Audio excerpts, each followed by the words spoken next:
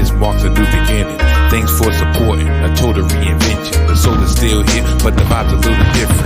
Unpredictable, hide the kids and the women. Sports of all sorts, music mixed for living. Rep New York City, but ain't the politician. Always bring the heat, Steph baking in the kitchen. Big shout to y'all, I appreciate the listen. Donnie put the rest, but I'm still in the best. In the world of what I do, all y'all know the rest. I live it, I breathe it, I'm the whole definition. The pinnacle, the ultimate, I'm on a new mission. The Salty Thoughts of Mike Steph, featuring the one and only Mike Steph, the best in the world of what he does. Tap in.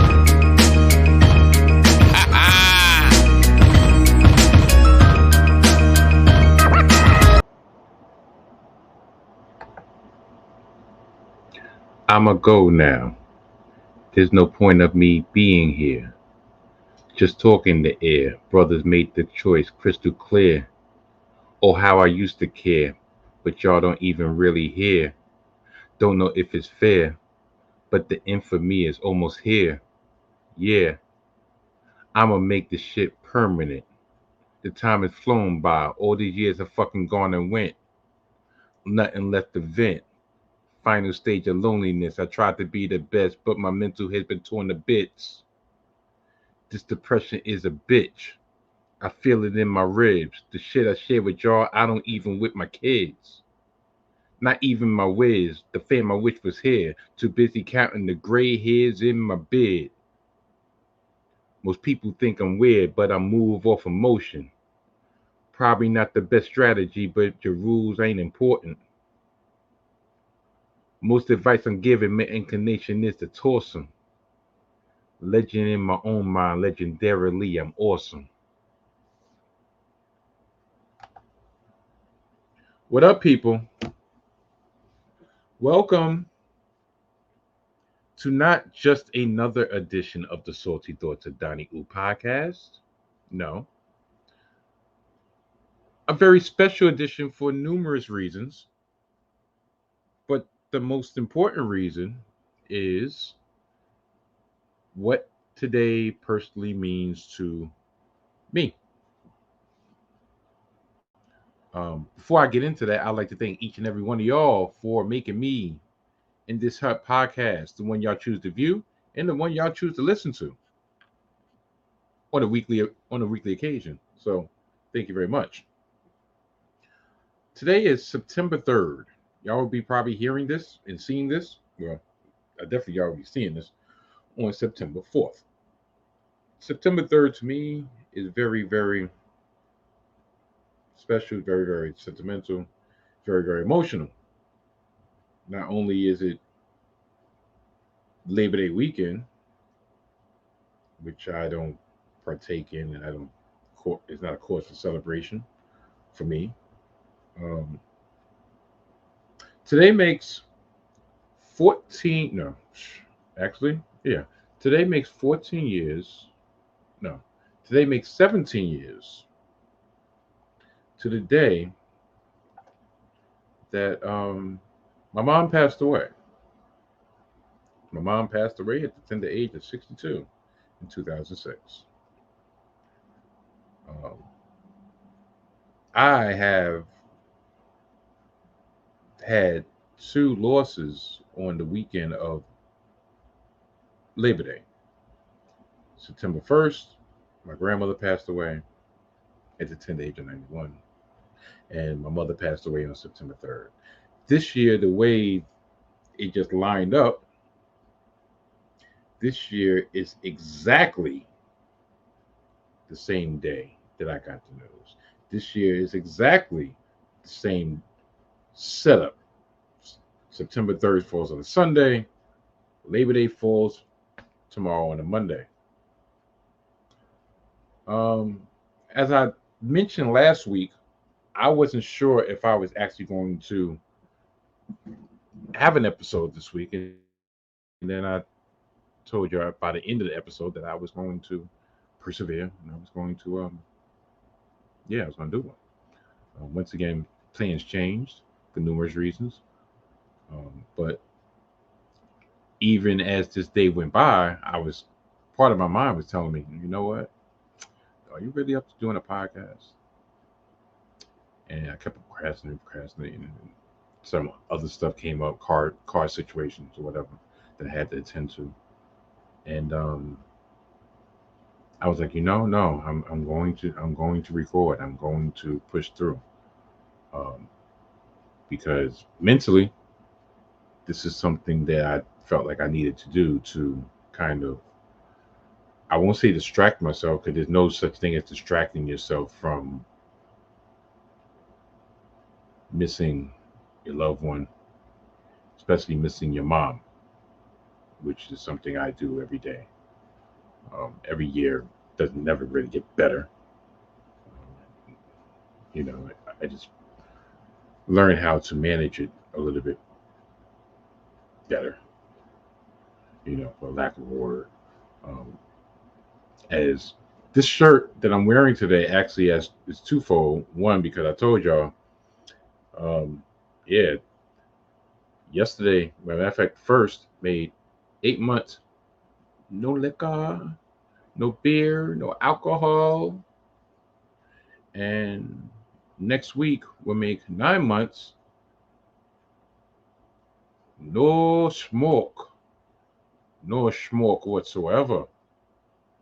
So, like, strictly, like, I'm like, yeah, I'm been straight edge for 8 months. Also, I'm wearing this shirt today because this is going to be the topic of the day, for all my wrestling heads. So there won't be no football talk, won't be no basketball talk. Damn sure won't be no baseball talk. Baseball season's still really going. But yeah, but I will get to that. I will get to that situation in due time. Man, 7 minutes in, intro. Yeah, man. So I'm choosing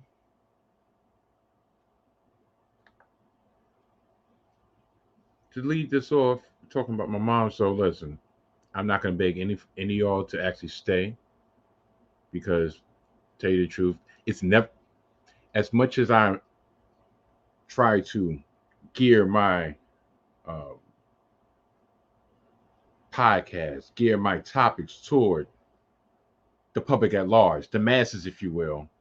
When it comes to certain situations when it's personal to me, I'm going to speak my truth. I'm going to speak my feelings, and hopefully you can relate. If you don't relate, so be it. Catch you later. Catch you next week. The timestamps at the bottom. If you want to just get to the shit, that's all up to you. I'm not going to waver because of views. Huh. Yeah. Anyway. But yeah, my mom, Glinda Darlin Steffens. Yes, her middle name was Darlin. Look at this.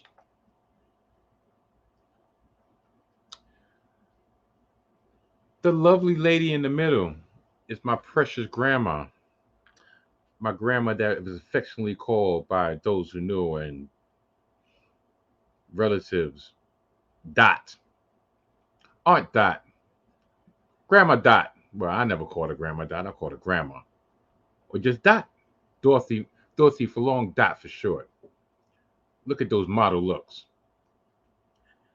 That girl to her left. That girl is my mom. I don't. I want to say probably at the age of, ooh, maybe 4 or 5. Looking, even though my mom looked like big. My mom looked big for 5. But yeah, and that fellow on the other side, that's my late Uncle Craig.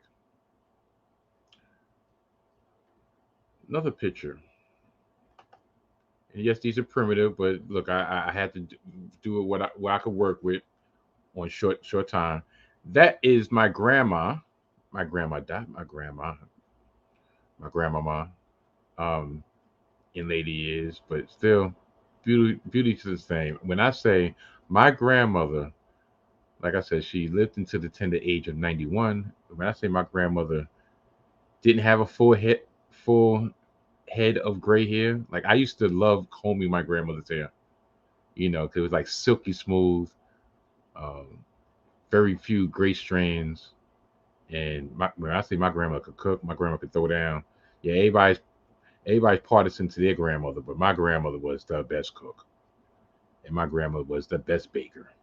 She made pound cake from scratch with the little. It was so rich in butter. When you cut it, you can actually see the butter swirl in the middle with the little crust. Oh my goodness! She used to make the stew, or the soup with the stew. That unfortunately nobody, the recipe went with her. Nobody, myself, my wife, who unbeknownst to me over the years, well, she told me later on in our marriage that a lot of the recipes or a lot of the way she cooks or modern her pattern her cooking after was my grandmother, because my grandmother taught her the tricks of the trade. So that's why I love my grandmother's. I mean, love my wife's cooking so much, because you know my grandmother taught her. Yeah, it was. It's. I'm just saying, my grandmother, man, I miss her dearly. And this picture, is a picture of my mom and a picture of my oldest son when I want to say he was about 5. My oldest son, Kai. In the background is my niece Sharon and my nephew Jamik. Um, when they was all little, it's bringing me back. I'm like, darn, this picture has to be at least like 23 years old, if that, 23, 24 years old. Um, that picture up top, that's Kai. That's a baby picture of Kai. And my mom, I'm trying to think. My mom probably was about to leave. That's why she had a hand on the door.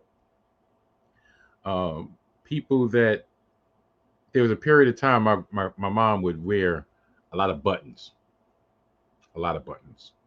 She would have buttons on her jacket, buttons on her hat, just so much so that her nickname, a nickname given given to her by my brother's family, my brother Rue and Nana, Aunt Gina, and everybody, they called it buttons. Uh, my little sis Rena, who I gotta call because I do not break a promise. Um, but yeah, they always called it buttons. Pretty much that was her thing. So every time my mom would come and get me from my brother's crib, because I would stay over there to a time that my mom situation was my mom. If as long as I was at Rue crib, I could stay out pretty much as long as I want, as long as I wasn't running the streets. And he lived in the front of the building, so therefore she knew exactly where she could find me. And a lot of times, sometimes let's say she give me a quote unquote curfew at 9 o'clock, and I'm like, yeah, all right, she know where I'm at. And sure enough, she'd come shuffling over, and she'd knock on the door, and they're like, who is it? Buttons. Yeah. So my mom was the greatest. My mom was the greatest. My mom. Um, I'll give you this one short story before I get into the meat of this episode. For Christmas, this might run the chance of being a repeat. Doesn't really matter because I'm going to say it anyway. For Christmas, there's two things about my mom for Christmas that was crazy. One, she would always tell me leave something out for Santa Claus, right? So a couple years I would leave some Oreo cookies and a little note, and then she would write a little notepad. This is when I actually believed in Santa Claus. And you know what made me not believe in Santa Claus or realize Santa Claus was my mom? One year, I left some bananas. I left the banana because we didn't have any. I don't know why I left the banana, But I don't think I had any cookies or anything, or I was being greedy with the cookies. So I was like, you know what? Santa getting a banana this year. And my mother did not like bananas. I want to say my mother was allergic to bananas. One or the other, but regardless, she did not eat bananas. So the next morning I got up and the banana was still there. To my horror, my shock, I'm like, oh, what? Shit, which one? Santa doesn't want my banana. I mean, I look, I had so many gifts just overflowing from the tree, but I was fixated on why is this banana unpeeled? So I go over and I read the note, and it says, "Oh, I'm sorry, Michael, but Santa is allergic to bananas. So please forgive me for not eating your banana that you left me." Not only did that seem kind of peculiar, I looked at the handwriting and I noticed that handwriting looked very, very, very similar to the handwriting of the notes that my mother was sending to school anytime I missed school. My mother had a very particular cursive, like she beautiful handwriting. And I looked like, wow, okay, yeah. So, mommy Santa Claus, mommy Santa Claus. And the other short story is, I don't know how my mom would. I never really needed to write a list of what I wanted for Christmas, but my mom knew exactly what I wanted for Christmas every single Christmas. And not only would I just get one of those items, I would get multiple. Voltron, He-Man, Thundercats. Um, I wasn't really a Transformer dude for so much, but everything. I never. It's like she could just read my mind. Wrestling, especially when I got on a wrestling kick, I think I had 3/4 of the 1986 roster of WWF action figures with the big ring and some AEW action figures to mix. I mean to match. So yeah, my mom was the greatest. My mom was the greatest, and I know everybody else thinks their mom is the greatest, and yeah, that's good. That's good for you. But my mom was the greatest. So this today is emotional, but I'm actually getting through it. What to a certain degree better than I have in years past, and that's on a personal note. That's a real win. So yeah. So my mom would have been 79 this year, which is to me is still young. So love you, mom. This is an awkward transition, but today what's going to be on deck brings back to the shirt. Phil Brooks, CM Punk was fired from AEW yesterday. Was fired the weekend that they spent, well, that they're spending in Chicago. The native son, if you will, was fired from a company that's actually, as we speak, putting on a pay-per-view event for just cause, so they say. Now, it's funny because for the last couple of weeks, I've been wanting to talk about a CM Punk segment. I mean, I've been wanting to talk about the CM Punk topics that's been floating around, and just so happened that him getting fired yesterday gave me an excuse to talk about it, and it gave me a backup to if my plans didn't go as planned, and they didn't, But we'll get into that later. But yeah, so the topic of the day will be CM Punk and my feelings, the little timeline of events, and my feelings on exactly where it might have went wrong, who was in the wrong, if anybody was in the wrong, and just the awkwardness, or should I say the hypocrisy in the IWC, or the tribalism of the IWC, where if you're on one side, you think you've done no wrong, and the other side can do no right. It's almost like the Democrats and Republicans, but I'm not talking about politics this week, but it's very, very similar. Is there really any right side? Is there any wrong side? Or are both sides full of shit?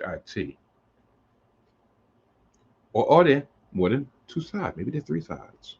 Maybe it's more like a triangle. Maybe it's more like a rectangle. One side, but two sides are more wrong. Listen, I'm not gonna get into shapes. But yeah. So that's what's gonna be on tap this week. I'd like to thank McTyler for being flexible and pause. That did not come out right whatsoever. But yeah, I'd like to thank McTyler for being flexible with his schedule. And even though we had something planned and it got pushed back another week. But it's all right. Because trust and believe, when we finally give y'all this Salty Thought / McTyler episode, shoot, that might be the name of the damn episode. McTyler. Salty McTyler. Yeah, something like that. When we finally give y'all this episode, it's going to be well worth the wait. And I'm putting a lot of pressure on myself by even saying that. But guess what? I work well with pressure. I work well with pressure. I deal with so much pressure on a daily basis that some would say I turn coal into diamonds. Some would say that my glutes are so strong that I shit diamonds. Maybe a little bit TMI, but y'all know how it goes on the Salty Thoughts of Mike Steph. So, with all that being said and done, yeah, it's only a one-topic show today. With all that being said and done, I guess it's time for me to get this shit on the road, huh? Without further ado, good night. Mwah! And goodbye. Uh-oh. Bang! Yeah, man. Now, before I get really into this topic, I need to read something. It's going to be a lot of reading. Reading Rainbow 5. I can do anything. Take a look. Read a book. It's Reading Rainbow. Reading Rainbow.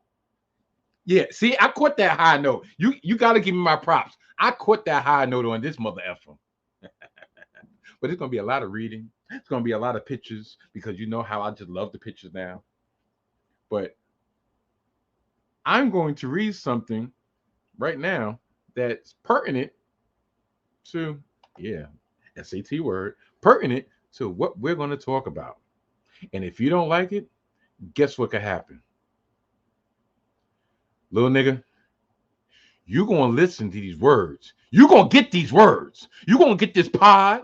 You're going to get my unadulterated feelings. You're going to get my unadulterated thoughts. And you're going to get my unadulterated. Yeah. You heard what I said.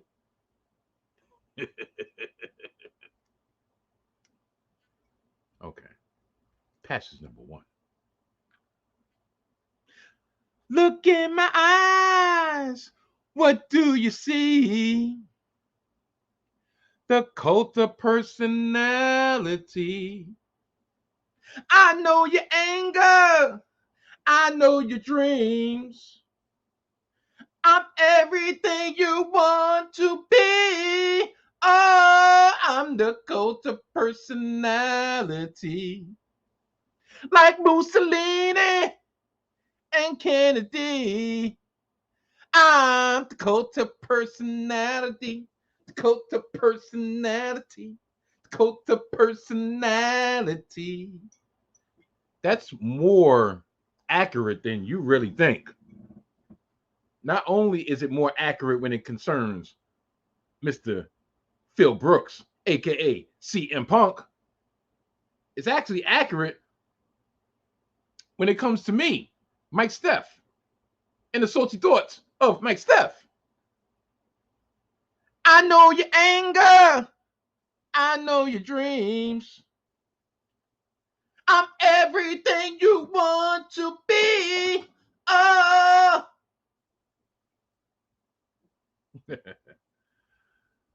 There's so many angles, and there's probably so many angles that's been taken, that's been talked about over the last 24 hours, 48 hours, by the time you listen to this, that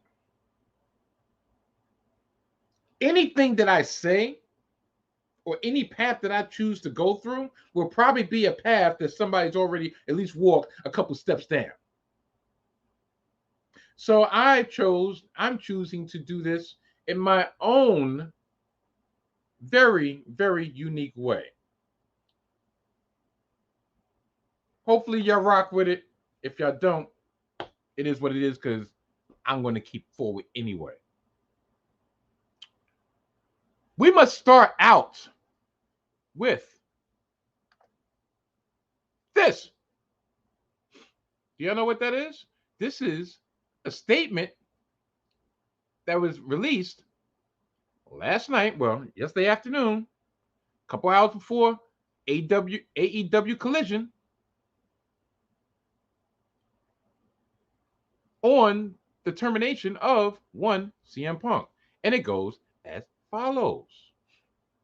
Told you it's going to be some reading rainbow. All Elite Wrestling, AEW, has terminated the wrestler and employment agreements between Phillip Brooks, aka CM Punk, and AEW with cause, effective immediately. The termination was confirmed today by Tony Khan, CEO, General Manager, and Head of Creative of AEW. Listen, why can't you just say the owner? I mean, because at the end of the day, he is the owner, right? But I digress.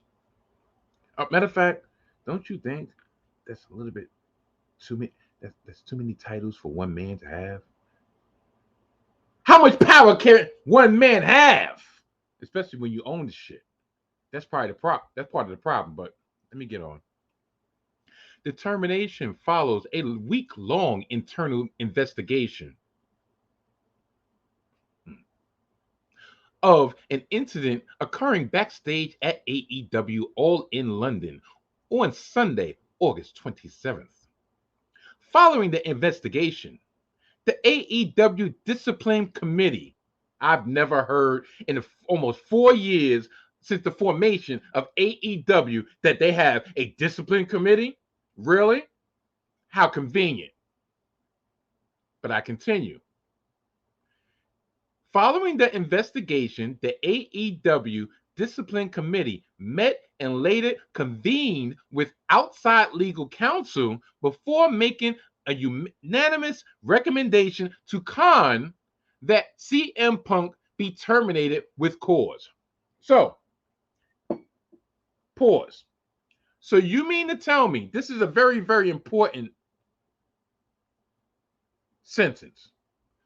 Following the investigation, which is always their go-to when they really don't know what the fuck they're about to do, but they need to buy some time. So we're going to say, we're going to investigate, like they're Inspector Clouseau, like they Inspector Gadget. Inspector Gadget.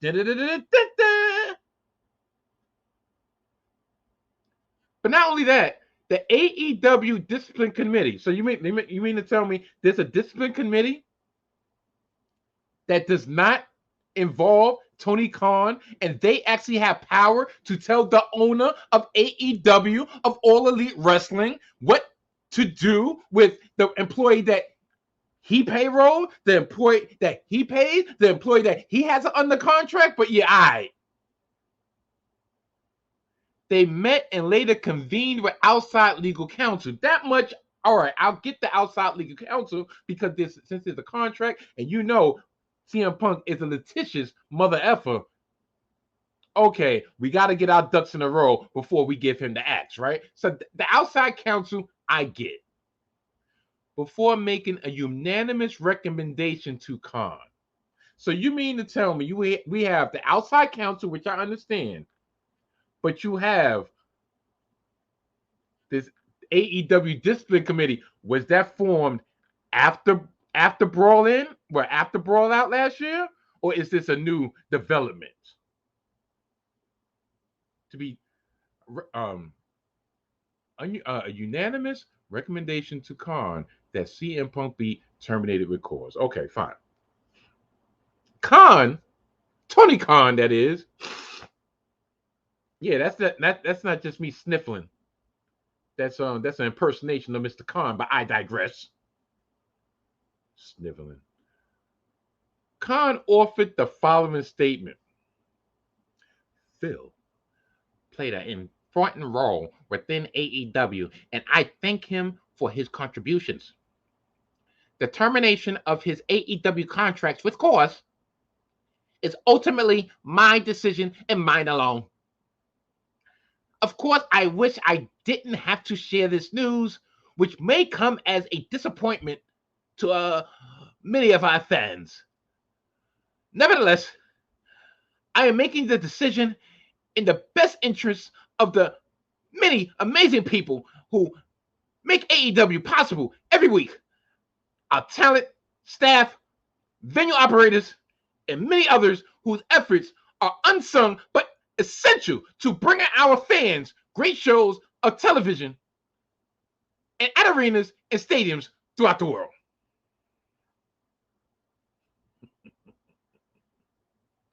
Fucking kidding me. Now, I wish I actually had the audio from him talking to the fans in attendance last night, right prior to the AEW collision show in Chicago, or should I say, at the United Center. Because for 6 minutes, while he was trying to get his point across, he got booed unanimously by the people in attendance. So much so that he had to gain his composure and sit down in the chair and explain to the public at large and the attendant audience that he felt like he had to do what he needed to do, because for the first time in his whole life of attending wrestling events, he feared for his life. No, he feared for his safety. Not only did he fear for his safety, he feared for his life. Not only his life, but the life of numerous others, due to the crazy actions of one Phillip Brooks. He didn't say it like that, but he said with just cause he felt that his safety was in danger. Yeah, this is pineapple ginger beer, Jamaican.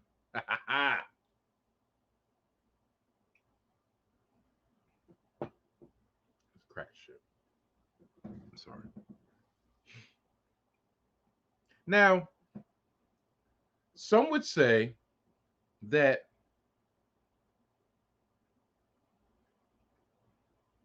Tony Khan putting out that statement and talking to the public at large, talking to the attendant audience in Chicago, especially the day before the pay-per-view that's happening right now in Chicago at the United Center, was a foolish move. Meaning, he could have stretched this out until, let's say, Monday, and then announced the termination. So pretty much you don't get the backlash that he's receiving in numerous corners of the wrestling world. I will give him some type of props, because that would be an easy way out. And that's something that Tony Khan has consistently, to me, chosen time and time again. And that's what led to what happened. That led to the ultimate termination of CM Punk. I give him credit for saying, you know what? Let me do it now. Let me take my lumps. Let me let the paying public know. Look, tomorrow, if y'all think this is a work, if y'all think y'all gonna hear y'all not, that mother effer no longer works here, and I'm just gonna put it out there. And look, if y'all gonna boo me, I'd rather y'all boo me now and get it over with, instead of accusing me of playing the shell game and really manipulating what I could possibly do within these 24 to 48 hours. So I give him that. Plus, being the fact that he's opened himself up to scrums, either media scrums afterward or press calls beforehand, and he's been accused on numerous occasions of ducking the question or not really answering the question or just pretty much ignoring the question and going and getting on his message. I give him credit for that. He said, you know what, I'm going to do it. I'm just going to get it over with. Now,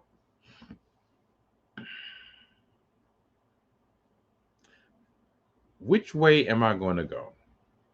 I'll tell you straight off the bat, there are no outright winners when it comes to the situation. Ultimately, there are losers, and those losers are the fans. No matter what side you look on, the fans, because you know how many matches were left on the table in the 2 years that CM Punk had been a part of All Elite Wrestling?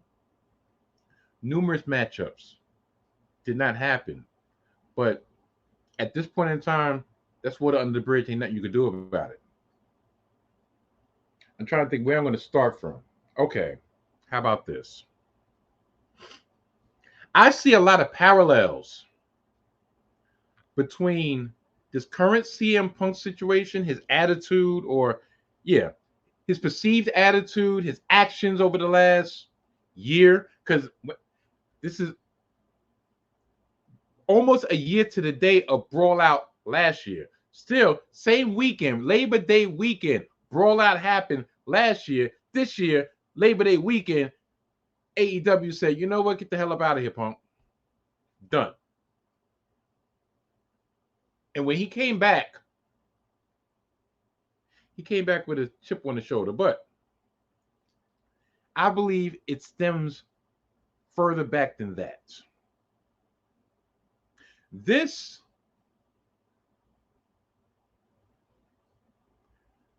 problem, and I use problem loosely, with CM Punk stems from January 2014. And what's so special about January 2014? I'll tell you. That was the month in the day. That was the month in the year of the last time that CM Punk performed and appeared in a WWE wrestling ring. Everybody knows the story by now. He said he was working with a staph infection for months. He desperately needed time off. He was stressed. He felt like it was malpractice. He had a concussion. He was not old, but he was tired and broken down. And he just ended up just going home. Because he felt like he had been lied to time and time again. It was always, yeah, we're gonna get you on the go back. We're gonna get you on the other side. We're gonna get you on the comeback. And it was always the carrot that was dangling in front of him. And he said every time he went for the carrot, they moved it back. Every time he went to kick the ball, Lucy moved the football. Didn't move the goalpost. No, she moved the football. And then there was a long, protracted legal war between CM Punk and WWE because he sued the WWE trainer. I forgot his name, Eamon, or whatever. And Not only that, then they countersued because he did a podcast with Cole Cabana, and he aired out his dirty laundry, and then midway through that legal war, kind of left Cole Cabana holding the bag, and that strain, not even strain, it terminated their friendship. So remember, it took CM Punk 7.5 years to come back to wrestling. And I'm not counting that show on Fox, because that was a Fox vehicle. That wasn't wrestling. Yeah, he was talking wrestling. He was talking, and it was a WWE show, but it was really a Fox sports show. So it took him 7.5 years. He finally got the itch, and he returned to AEW. But throughout those 7.5 years, all the problems that was simmering, all the ill feelings that he had, from the bitter taste he had in his mouth from his later years in the WWE, still was there. I believe he thought to himself that this was a chance with this upstart promotion, this promotion that's funded, this promotion that's had WWE concerned, at least at the very beginning, in the lead up, that there was a way that he could impart his vision, that he can actually be a part of change, that he can actually be the voice of the voiceless. So he came back. He had to take a while to get the juices flowing, but he had an optimism that he hadn't had in years. He had an optimism he hadn't had since his Ring of Honor days, to be blunt. And that was probably going back 15, 16 years prior to him making his AEW debut, right? Now, the parallel that I bring up is Bret Hart. The best there is, the best there is, the best there was, the best there ever will be. And yeah, that's a fact. Bret Hart felt like he was lied to, which he was, felt like he was betrayed, which he was, felt like he was tossed aside for the new shiny object, which he was, when he left the WWF in 1997. He went to WCW not because he really wanted to, pretty much he was forced to.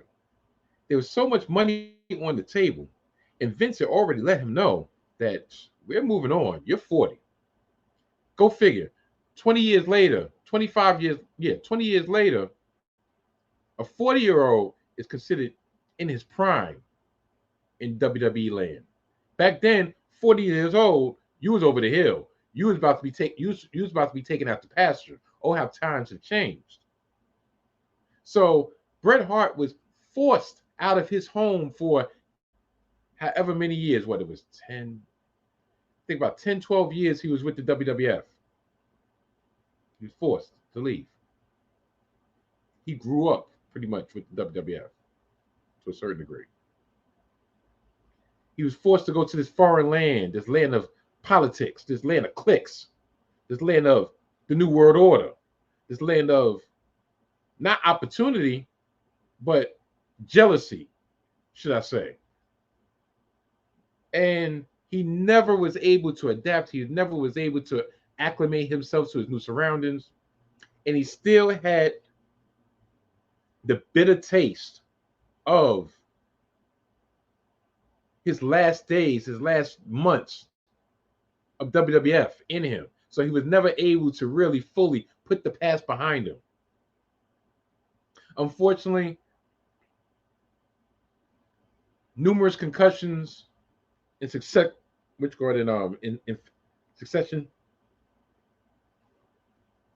ended his career.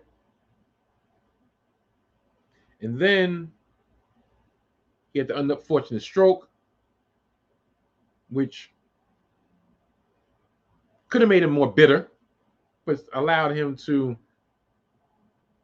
really appreciate life and allow him to finally put things in a proper perspective so he could live with it. He ended up doing the unthinkable and came back to the WWE 13 years later in 2010 to finish his story, to leave on his own terms. Even though, to me, I'm not gonna lie, I was a little cringe. I'm like, darn, my man had a stroke and he's in the ring. Like, I really don't want to see this, but it wasn't for me. It was for him. It was for him to have the closure that he felt that he needed to have. Right? There's parallels.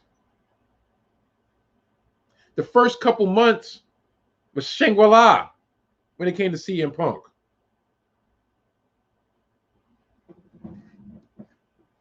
But once again, I'm going ahead of myself. In the lead up to the creation of AEW, some say there were two people besides Chris Jericho that Tony Khan had on his short list of veterans that he wanted at the very beginning to give full impact. You had Chris Jericho, you had Adam Copeland, aka Edge, who rumors are he might be a free agent at the end of the month. Excuse me. So, who knows? His best bud / fake brother Christian is there, but we're not getting into that. And none other than CM Punk.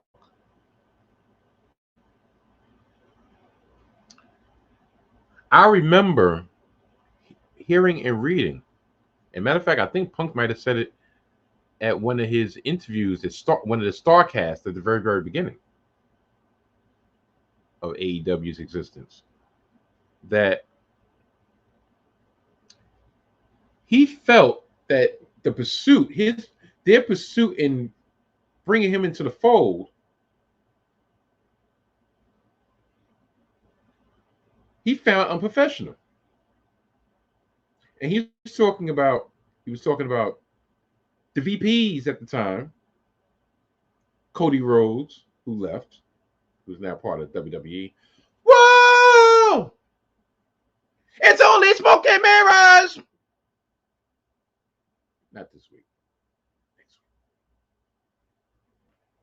The Young Bucks, Nick and Jack Buck, Nick and Matt Jackson, and Kenny Omega. These are the 4 VPs. It's always dangerous when you have wrestlers in a managerial position. But Punk felt that trying to negotiate through the media, trying to negotiate doing text message or DMs, trying to negotiate however they were trying to contact him, he felt was very unprofessional and kind of turned him off to the idea. He wouldn't even entertain the idea of having a thought of going to All Elite Wrestling.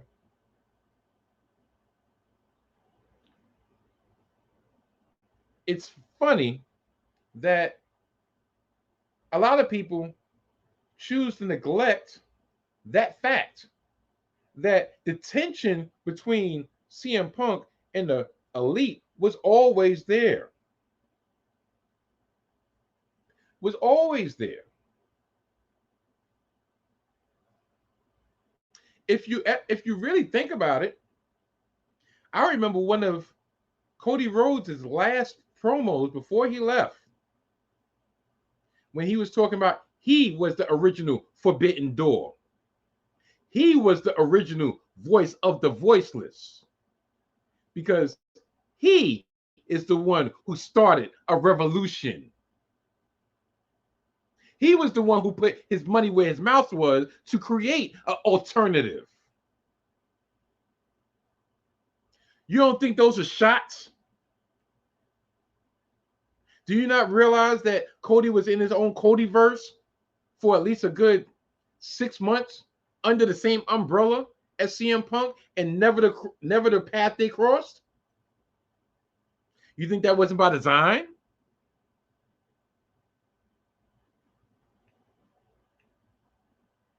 On Being of the Elite, the Young Bucks and Kenny Omega's YouTube entity, they filmed themselves reacting to CM Punk's triumphant return in the United Center, the last dance, or what was it? The first dance. How they were looking out through the curtain and making all types of gestures of, oh, this dude. Making all types of little passive aggressive jokes. You don't think CM Punk looked at this like, this is what the fuck I walked into? Are they mad that I got the ear of the boss? One of the things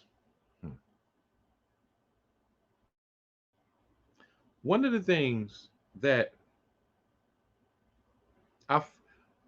I feel that Tony Khan did wrong.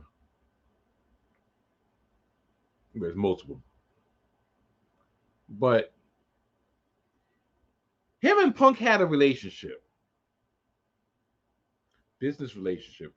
Remember, in that statement, it said his contracts, his employee contract and his wrestler contract. Was he part of the office?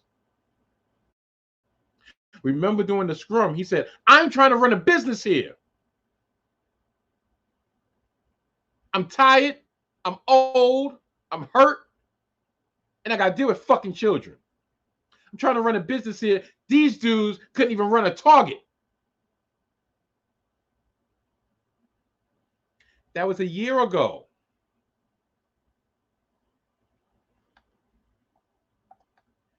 Do you think he just said that just for effect?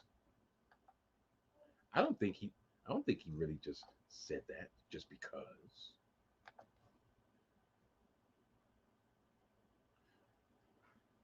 This is CM Punk and Tony Khan during better times. This is. Do they look like a boss and employee, or do they look like co-workers? Do they look like compadres?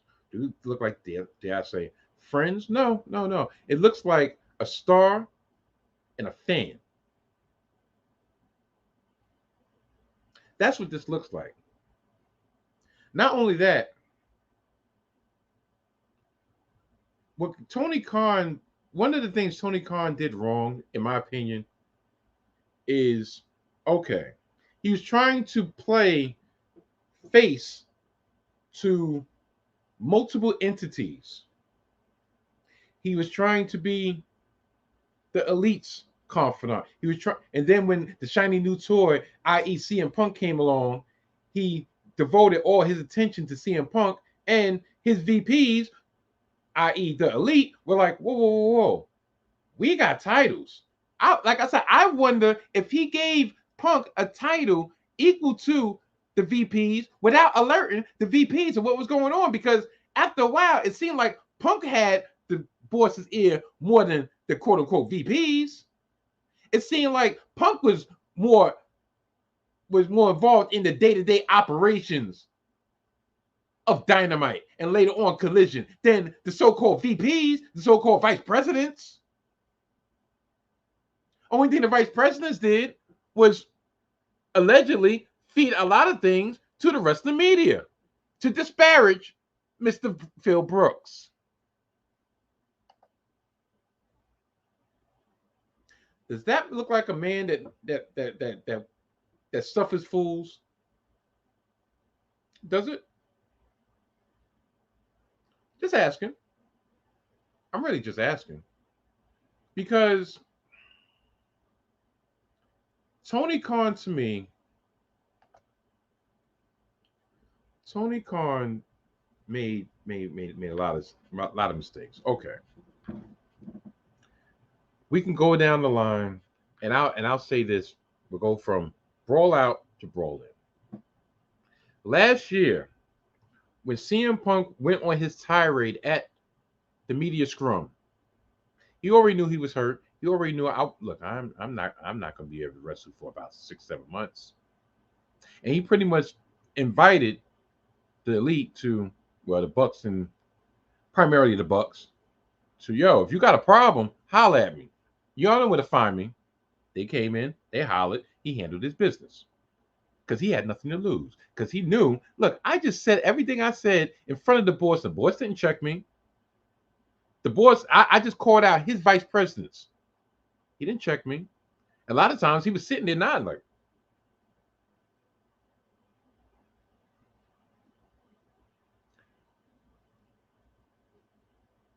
And that was a lead up to months and months and months of crumbs being fed to the pigeons of the IWC media.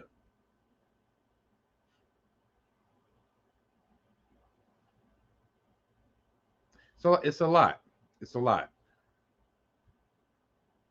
I'm just going to skip to this current iteration of Punk versus the Elite. CM Punk came back this past June. It coincided with the debut of AEW's newest offering on Saturday nights called Collision. They had a quote unquote soft brand split. You had, because of the altercation last year after brawl outs between the Bucks, Kenny, Ace Steel, CM Punk, the Dog, Larry. I believe there was something legally that they agreed to, that, you know what? Matter of fact, I think it was said they legally agreed to not to disparage each other. Hangman Page was not included in that because he's not a VP. And I believe there was some type of legal jargon because this was more like an HR issue. You have not only employees, but technically bosses, at least to our eyes. Yeah, I know I got 4 of them. That the VPs just got into a fight with an employee. The employee could always say, yo, these are unsafe working conditions.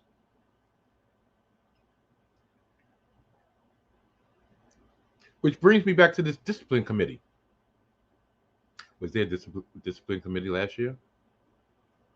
Or did he just, the day after Brawl Out, he just said, look, the AEW World title is vacant. The AEW Trios titles are vacant. And then that was all you heard. He didn't say, I stripped them, I stripped the Bucks. I didn't strip. He didn't mention their word. He didn't mention their name for at least 3 months until the Elite magically came back. Remember the promo videos of the Elite was just snapped out of existence like Thanos, and all of a sudden they start reappearing. Nan mention was made. Nan mention was made about some discipline committee. We heard through the grapevine that they were suspended. Both parties were suspended. How come they were transparent with this blow up that happened last week? And you know, I just realized I didn't even let y'all know what blow up actually happened. The blow up that happened was between Jack Perry, aka Jungle Boy, and CM Punk. CM Punk, a couple weeks ago, told Jack Perry wanted to do some angle on Collision to write him off for TV for a week or two, but get thrown through a windshield, and he wanted to use real glass.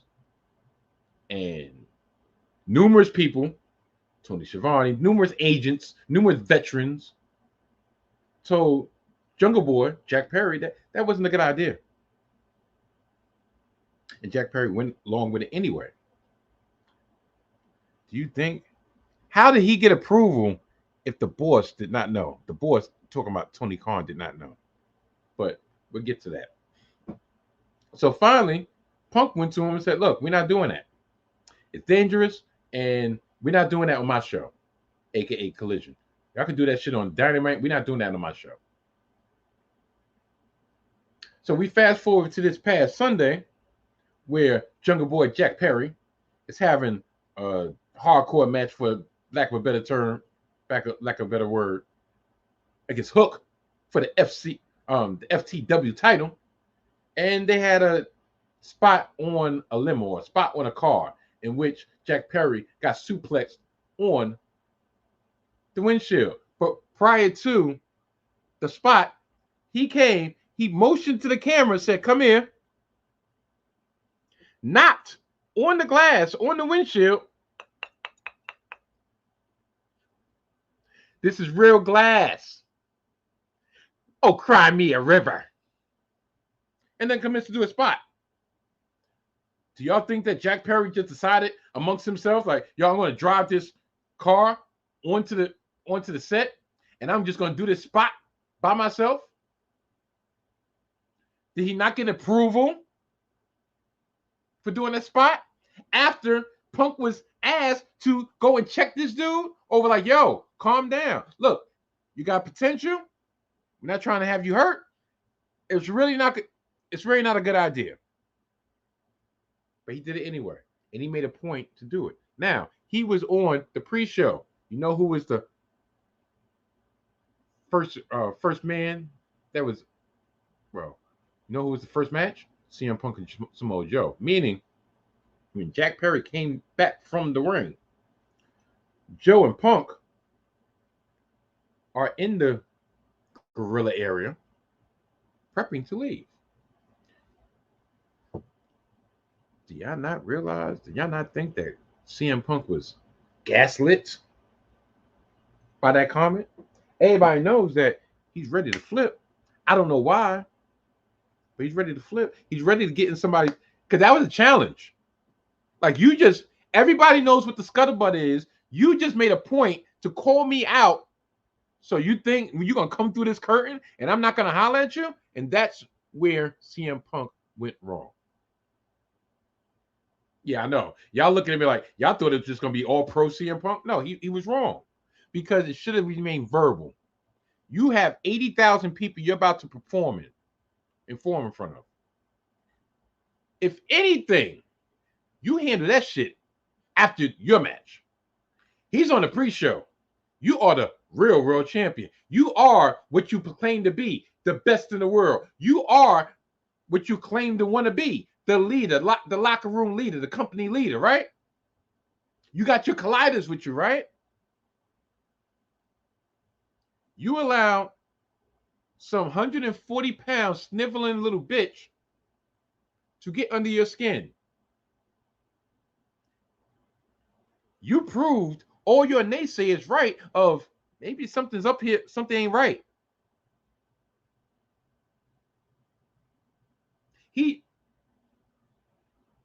Through reports, he quit. He threatened to quit. He threatened not to go out there.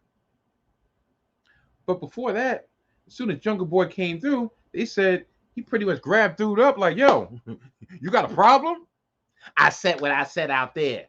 Oh, word? Oh, all right, fine. You think it's a fucking joke, right? You think it's a fucking joke, right? So you know what which go, you know what's coming, right? You know what Punk did, right? You think it's a fucking game, right? What's my name? What the hell's my name? And they said Joe had to grab him off him. Because it started like this. Yes, playing the role of Jack Perry is that little mother effer Tariq. Playing the role of CM Punk is Ghost. James St. Patrick. And then it ended up like this. Oh, you're going to try to call me out? You're going to try to call me out, little nigga? And then it ended up like this. Had him on the ground. And Joe had to grab him off him. put him in a front headlock, front face lock. Those are the reports. Now, if we would have stayed at that, maybe we would not be talking about CM Punk being fired by AEW with cause. But no, it went further than that. And this is the crux of the whole situation. The reason why this situation is way different than what happened at Brawlout last year. And I don't think he should get any brownie points from actually doing the right thing this year, because for one caveat, and I will get to this right now. Do you want to know why?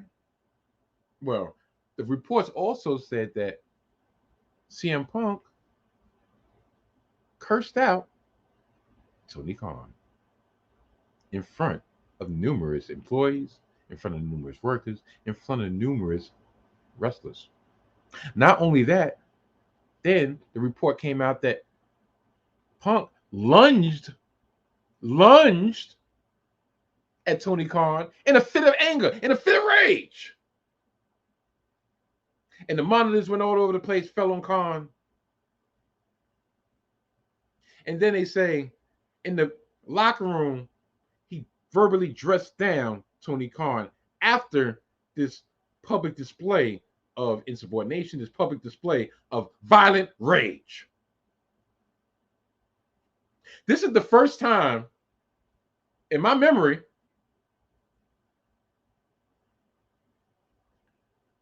that a white man is actually being accused by a minority of unadulterated rage. So much that I fear for my life. Oh my God. It's almost like a situation of, matter of fact, I'll tell you this little short story real quick. When I was in high school, I had a friend, right? And we would be on a train, and he would always, and it used to crack me up. We'd be on the train, and let's say we're on the train during rush hour, so we're passing through Wall Street and everything, and he would sit down, and he would have his book bag on, or a book bag to the side, and a white dude would sit next to him, and he would give them the look that normally they would give us on the train. He would look them up and down like,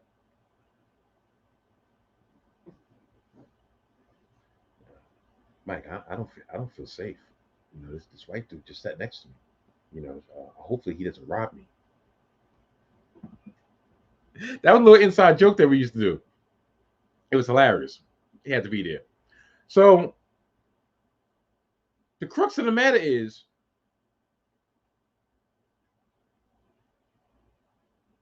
Tony Khan,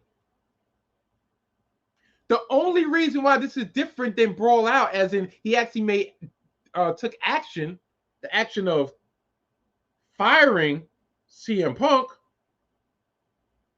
is because he was personally affected. He was personally threatened.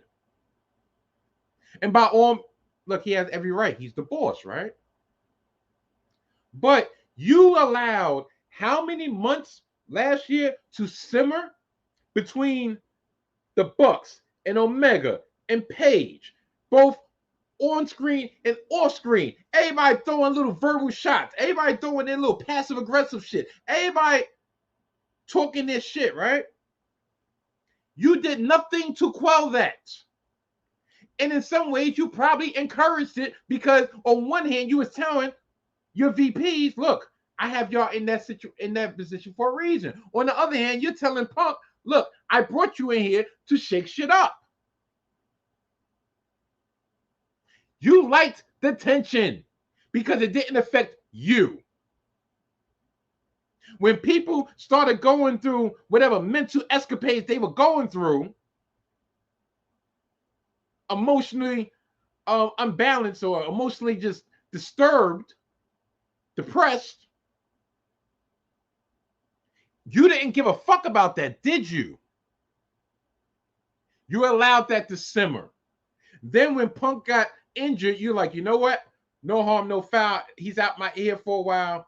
Fine. You allowed him to dress you down in front of everybody, but you didn't feel threatened because everything wasn't directed toward you. It was directed toward Page, the Bucks, Omega. Cabana to a certain degree. The reporters at the scrum, when he was sitting there eating muffins, drinking seltzer water. Nothing was directed toward you. So you allowed everything to simmer. Then when he came back this year from the injury, this man rewarded Mr. CM Punk with his home show. The show that he was given, probably based on the fact that he had CM Punk on the roster, and the people at Warner Brothers Discovery, for some reason, feels that CM Punk is the savior. CM Punk is that person that can put them ultimately over the hump, take them over the hump. So you gave this man his own show that he actually allowed you to have. He put more money in your pocket because he's running a business, right? You allowed him to say, you know what? I don't want them on my show. I want A, B, C, D, E, F, and G on my show. Keep H, I, J, K, L, and O, P the fuck away from me. Right? They had no problem with that. Did you? No, you didn't until you were in the line of fire. If anybody, everybody saw this happen last year. There was no such thing as a discipline committee last year. You wouldn't even answer the straight up question. You would not mention them. You said how many weeks, how many months did you say we still have an investigation going? I can't comment. It's your fucking company. How can you not comment on something that, what investigation? There's no investigation. You just didn't want to talk about it.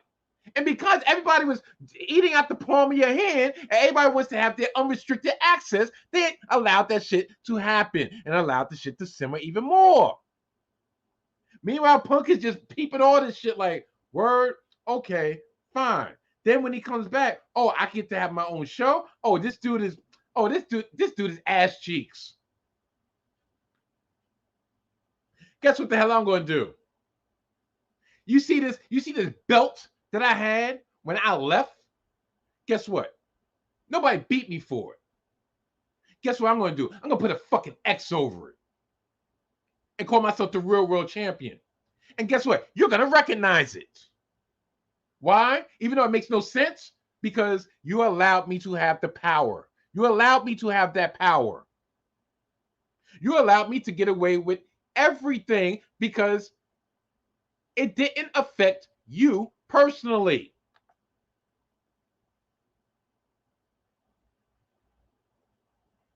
The one time that it affects you, and like I said, this is not even a matter of fact, it is a slight. But I'm not saying he's wrong for this, because at the end of the day, that's his business, right? That's his company. But it's just funny how when you feel threatened, both physically and verbally, you know what? I got to get him the fuck up out of here. Never mind about numerous people has gotten disrespected over the last year because you allowed it. You gave him that power. Think about it like this. And like I said, I'm a CM Punk fan. As you can see. This is vintage. Shit. I think this shirt is like 10 years old. Vintage.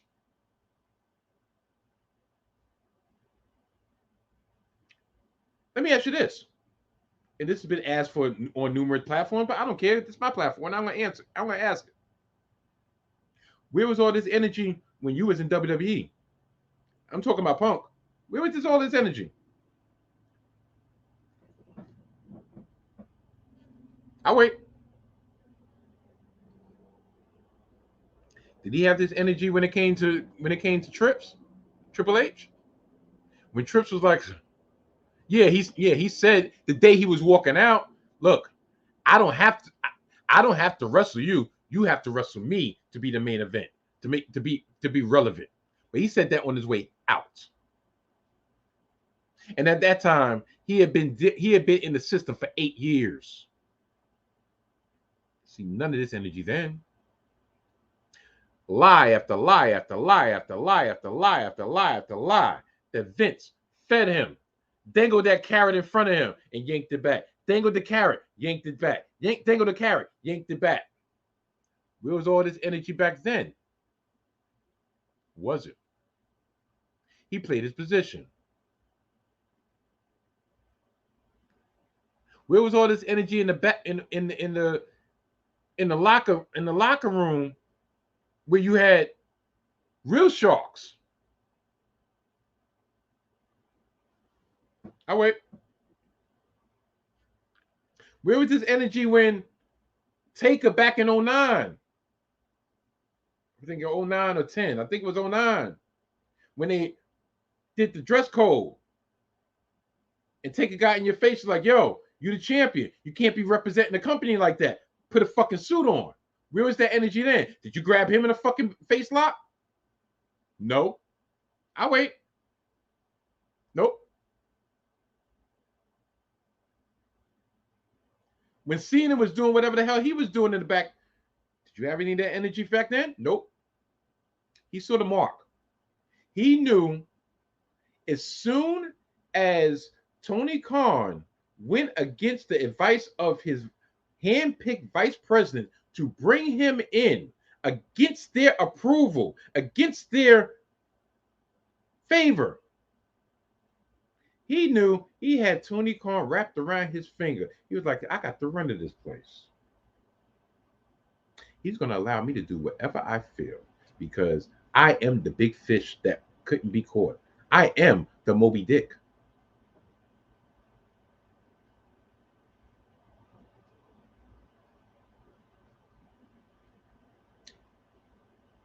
And Tony Khan allowed that shit to happen until he was personally affected.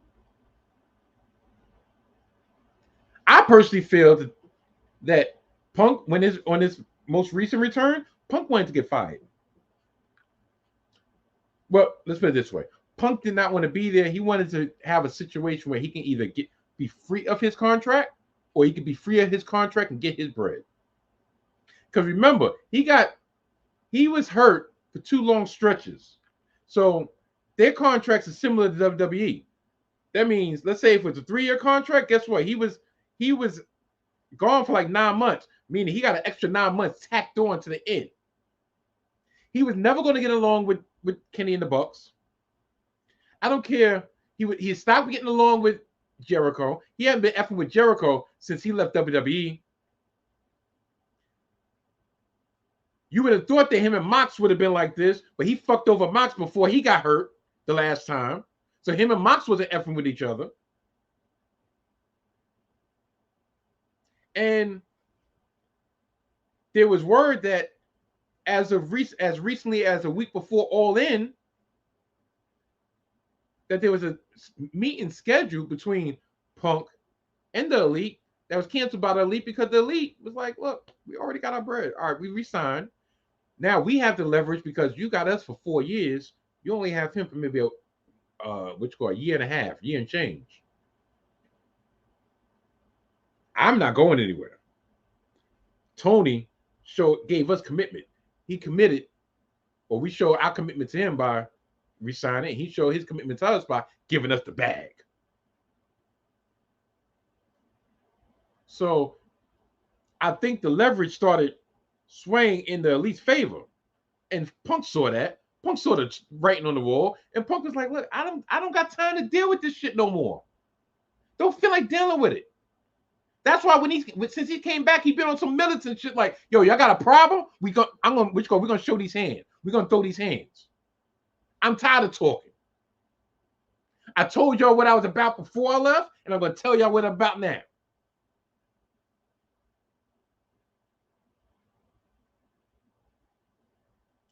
Like I said, I personally think Punk didn't feel like being there anymore. He saw how the organization was being run. He didn't agree with it. He also probably felt that, all right, if this dude gave me the run of the place, let's say somebody just as big as me gets signed, or even bigger, without all the emotional baggage.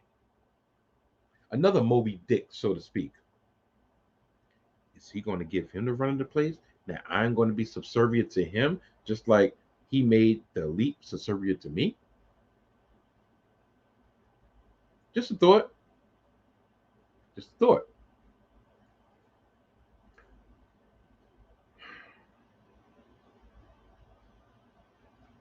Ultimately, I think Tony Khan has to bear the full, well, most of the brunt of the blame, because his style as a non-confrontational boss came to bite him in the ass. Personally, that's exactly what happened. Excuse me. It came to bite him in the ass. He never wanted to be the bad guy in any situation. He never once tried to squash the fires that were popping up. And we're not even talking about all the other controversies that go on in AEW, i.e., the women's division, because we're not getting into that. We're talking about CM Punk getting fired. And you still got situation when it comes to that, repercussions that come to that. I wonder if there's going to be a discipline committee for that. I bet not, because right now, when it comes to that situation, it doesn't affect Tony Khan personally. The notion that Tony was scared for his life is preposterous. Tony Khan was scared for his life. Perhaps. So you got two choices. Either he's lying or Tony Khan is pussy. I think the answer finally, probably which guard, probably is somewhere in the middle.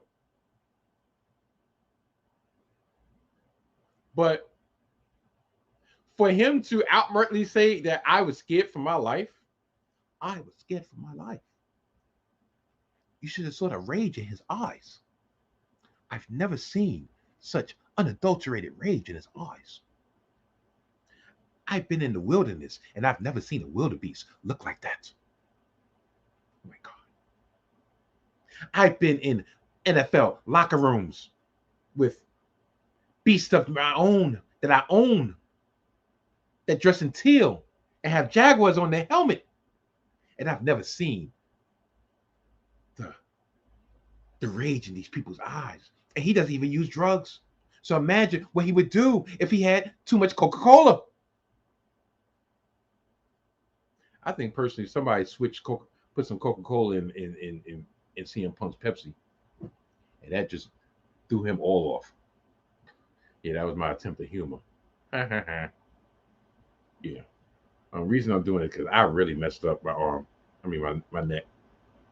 But anyway.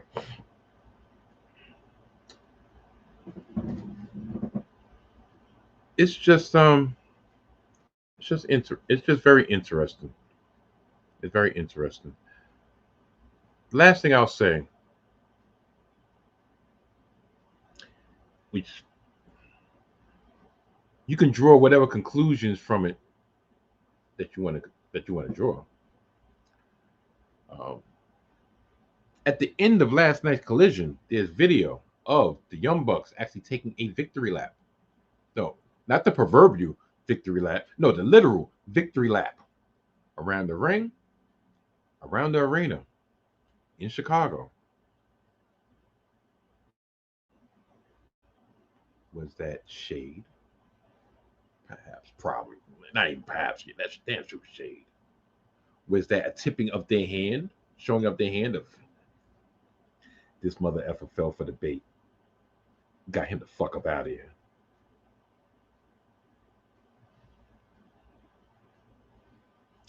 Where's the disciplinary committee for that?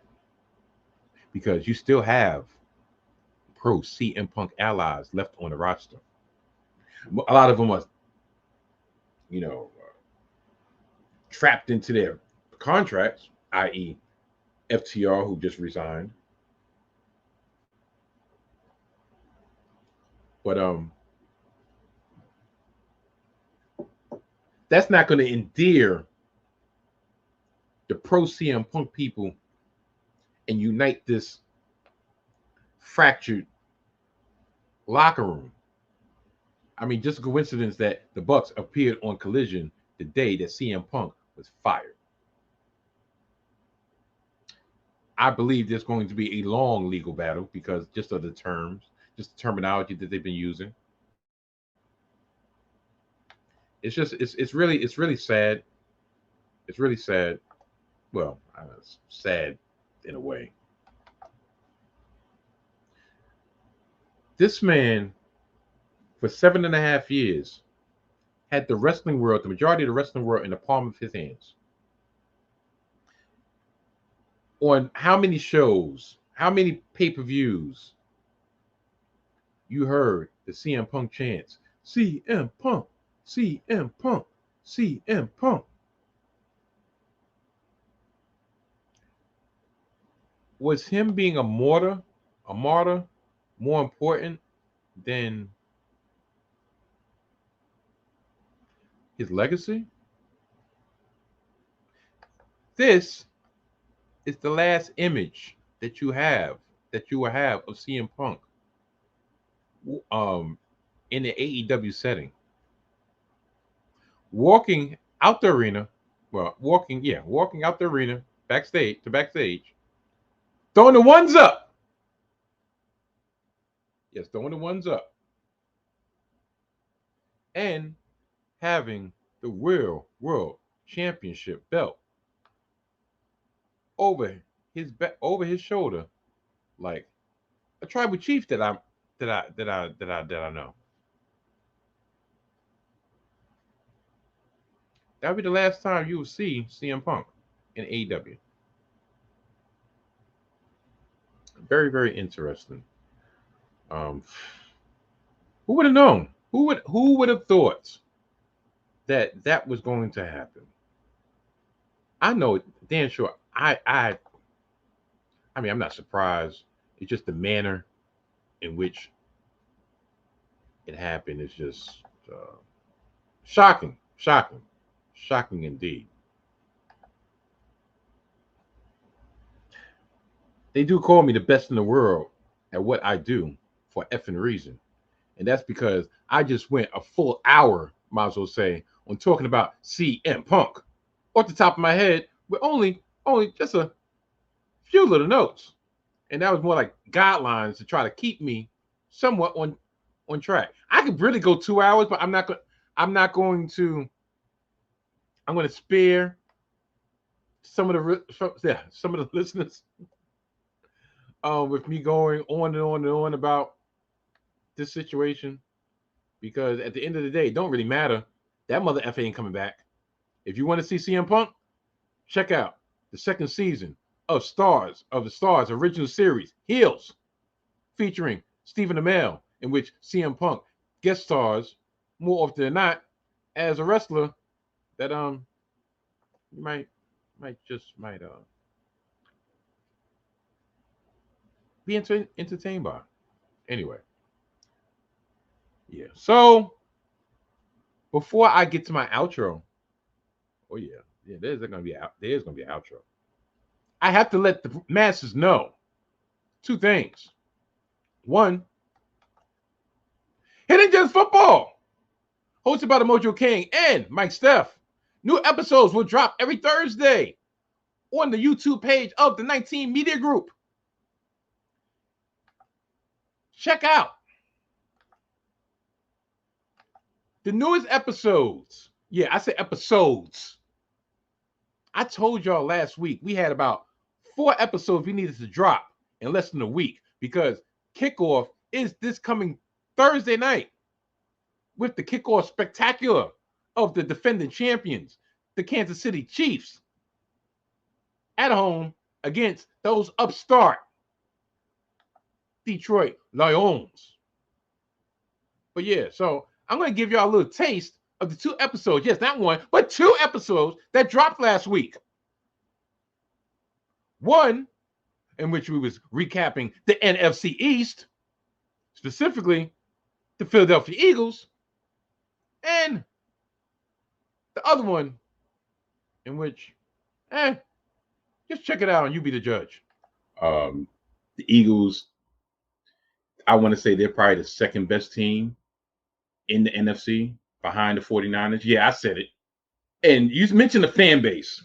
I swear, the Eagles fan base is slowly becoming, matter of fact, not slowly, it's fastly becoming one of the most egotistical, delusional fan bases in the NFL. Matter of fact, they're becoming more delusional than the next team that we're probably going to talk about, which is the Cowboy Nation.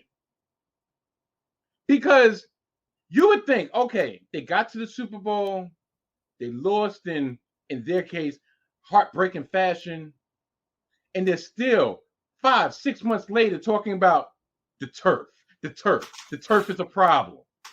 You know, if we had better turf, there's no way in hell that Kansas City would have beat us. But guess what? The turf was the same for both sides. Kansas City beat y'all.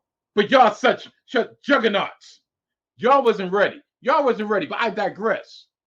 Also, y'all have to realize, Philadelphia Eagle Nation, if that's what y'all call it, Eagles, whatever.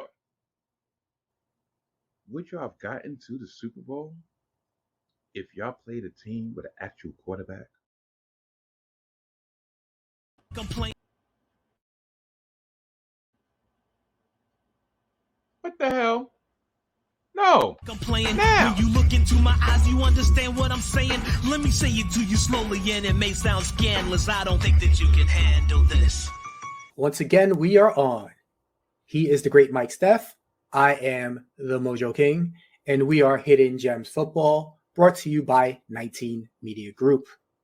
This week, we are discussing the AFC West. Before we get into the individual teams, Mike Steph, do you have one big thing to discuss? When it comes to the AFC West, you damn right I got one big thing. One thing that's been burning a hole into my benevolent soul for the last couple of weeks. And I've been wanting to get this take out so bad that hopefully I do it justice now that I finally have the chance to espouse on what I've been feeling. My one big thing when it comes to the AFC West has to deal with the Denver Broncos. Don't you like the way I do that little cliffhanger? Yeah, I could have told y'all. I could have linked it out the clip to let y'all know what I was talking about the Denver Broncos, but no. You want to know why I cut it off right there? I'll tell you why. Because if I give it to you here, then you won't go over there to listen to me talk about it over there. And I want y'all to watch both here and there. So yeah, check out the latest two, or should I say the latest new, whatever. Check out the last 2 episodes of Hidden Gems Football that dropped this week. Talking about the NFC East and talk about the AFC West. Yeah, man. Love it. Dig it! Yeah. So that brings us to the end of another edition of the Salty Thoughts of Mike Steph podcast. Like I said before, and let me straighten out this picture. And I'll say it again. I'd like to thank each and every one of y'all for making me and this here podcast the one y'all choose to listen to. Next week, you know what? Next week, I'm going to promo this because I'm going to will it to happen. I might jack shit. I will it to happen. And that's the only thing I will ever, well, that's the last thing I will ever quote. Anyway, Jay, I can't stand that motherfucker. Next week, me, Mike Steph, will have a special guest on Salty Thoughts of Mike Steph. And his name is McTyler McDowell. Yes, he will be on the Salty Thoughts of Mike Steph, where we will have a myriad of topics which we will get into. I will have my long awaited talk concerning Temptation Island, the finale. I will pepper him with questions on why is he so infatuated with the Bachelor and the Bachelorette and the Golden Bachelor and all that other bullshit. And we would talk about the topic of love. Yes, love. And maybe some football talk. I don't know. Love you, babe. My wife just say, because I've been talking way too fucking much. But yeah, that will be on the docket next week. And because I got distracted by my wife's beauty, I forgot the rest of the topics we're going to talk about next week. But I guess there's only one way for you to find out, and that is to tune in to it. Yeah. So, one last thing. I wanted to do this in the intro, but I figured I'd do it in the outro because I had so much things that I wanted to get out, and I really didn't want to prolong it, even though I'm getting to that point of no return. AutoZone is some book. You know what? AutoZone today, they tell me when I first come in, because I had a battery problem, right? So I went to exchange my battery. They said it was under warranty. So I'll get there. I'm not even realizing that it's on the warranty, right? So I get there. The guy does it.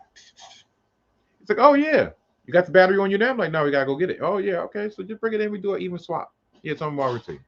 I said, all right, fine. So we go back to the car, unload the battery, bring it back. By this time, guy's there, and there was this ornery female on the register. I give him my number. Oh yeah, that warranty expired. I'm like, but my man just told me it was there. Oh no, this is from January 2019, which probably was right because I was thinking, I was like, darn, I think I've had this battery more than 3 years, but I don't know. There's something fishy about that. I really wish I would have had the battery right then and there, but at the same time, it's probably best for things to happen like that because sometimes when you get over and you know you're in the wrong, it always hit you on the back end. And I'm a very firm believer of karma. So if it wasn't meant for me to be, if it wasn't meant to be, it wasn't meant to be. But AutoZone, I got my eye on you because I'm gonna be there in a couple of weeks to get me my brake pads. And if y'all try to charge me, even though I got lifetime warranty with my brake pads, then I know for a fact that you ain't shit. Yeah. So yeah, let's just end it off like that. So is this gonna be the end of CM Punk? I don't know. Shoot, might not be. Is this going to be the end of me wearing CM Punk paraphernalia? Probably not, because I don't wear it because of him.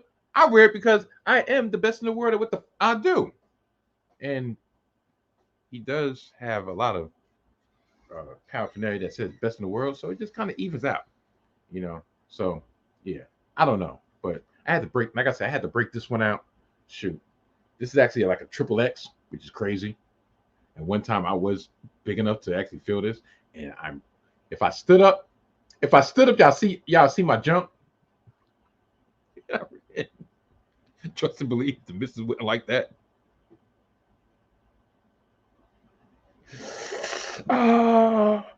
You see, I'm bugging. So let me get out of here. So until next week, I would bid y'all adieu. This has been an interesting week. Y'all are so lucky that this is Labor Day weekend. I didn't have a chance to get my my bi-weekly shape up. So I will not be doing any dashing, stunning, Stone Cold Mike Steph segments this week. But best believe next week I will be feeling myself because I will have a nice fresh cut. And there will be, oh, it's only smoke and mirrors returning. You know, I did that shit to the Mojo King. And I really forgot that he has headphones on just like I do. So when I say, whoa!